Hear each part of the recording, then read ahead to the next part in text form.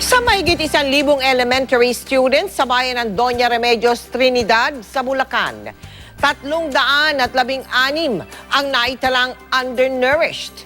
Karamihan din sa mga paaralan dito ay hindi pa nagkakaroon ng feeding program.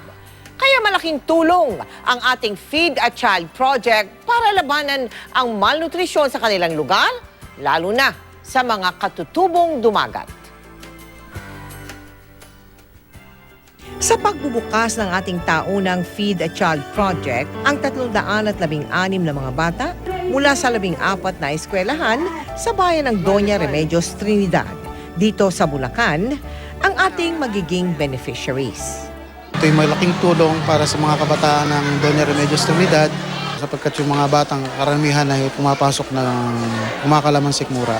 Sinimulan na ang unang araw ng feeding program nitong Miyerkules. Itong Feed a Child program ng Kapuso Foundation, matagal na po namin itong ginagawa. Ang layunin ay mapabuti ang estado ng kalusugan ng mga batang Pilipino. Ang masarap na pikadilyo, maganang pinagsaluhan ng mga bata. Kabilang na si Alfred at mga kamag-aral na katutubong dumagat. Sarap po yung pagkain. Kapansin-pansin naman ang magkakapatid na ito mula sa Kamachin Elementary School dahil sa patpati nilang pangangatawan. Ulam lang namin toyo. Asin. May handog ding vitamins na simula ngayon ay araw-araw na nilang dapat inumin.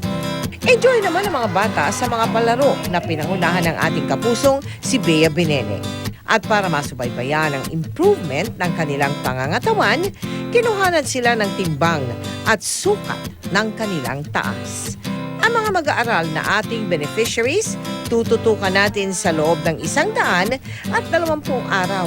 Hindi lang upang busugin ang kanilang sikmura, kundi maging ang kaisipan.